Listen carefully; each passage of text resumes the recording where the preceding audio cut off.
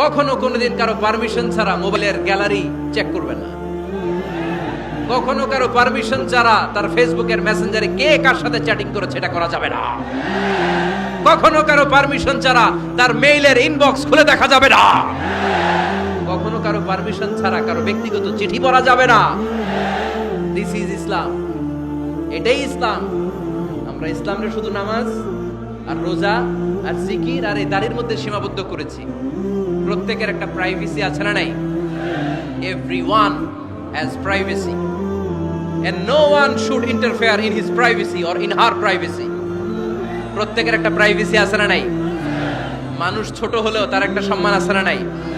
এজন্য ছোট্ট বাচ্চাদেরকে কখনো প্যান্ট খুলতে বলবেন না। অনেকে বলে আরে ছোট মানুষ খোল খোল, আরে তুই খোল, এই খোল খোল খোল, তো আছে না নাই? ওরও প্রেস্টিজ আছে, ওরও সম্মান আছে। খবরদার, everyone has a personal space and no one should interfere someone's personal space. কারণ পার্সোনাল স্পেসে যেন আমরা নাক না গলাই। অনেকের বদ স্বভাব ফ্যামিলি ম্যাটার নিয়ে, প্রাইভেট ম্যাটার নিয়ে কথা বলে। ভাই কি চাকরি করে? সরকারি না বেসরকারি? সরকারি। বেতন কত? ওনার বেতন কত? এটা দিয়ে আপনার কি লাভ? ঠিক কি না?